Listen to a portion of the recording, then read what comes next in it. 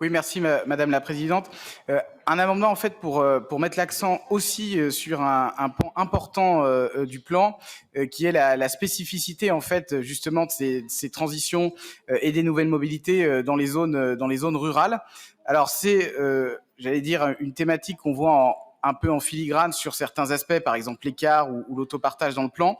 Mais c'est vrai qu'il n'y a pas de plan, en tout cas spécifique, qui est inscrit dans le plan sur les zones peu denses, alors qu'il y a vraiment des enjeux qui sont à prendre en compte. C'est un peu surprenant parce que l'exécutif, c'est vrai, insiste souvent sur l'importance de prendre en compte les zones rurales. Donc, à travers cet amendement, eh ben, nous vous proposons simplement de le faire pour une raison qui est simple, c'est qu'on sait très bien que dans les zones rurales, eh bien, il y a une dépendance qui est logiquement plus forte aux véhicules individuels, une obligation souvent de se déplacer en voiture par faute, en fait, par manque d'alternatives.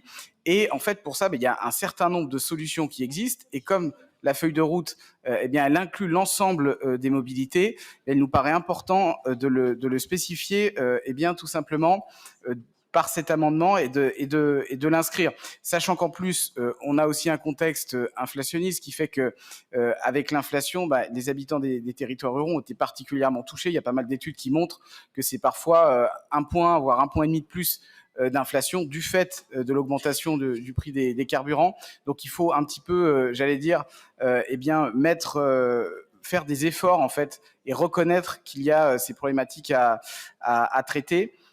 Donc voilà, c'est pour ça qu'on vous propose ceci dans le rapport, donc la définition d'un plan spécifique qui vise à diversifier les offres de mobilité et à apporter des alternatives décarbonées, parce que les habitants de ces territoires ont aussi le droit d'avoir des modes de transport diversifiés. Donc on est évidemment ouvert à tout sous-amendement pour qu'ils puissent rentrer dans le plan, Monsieur le Vice-président.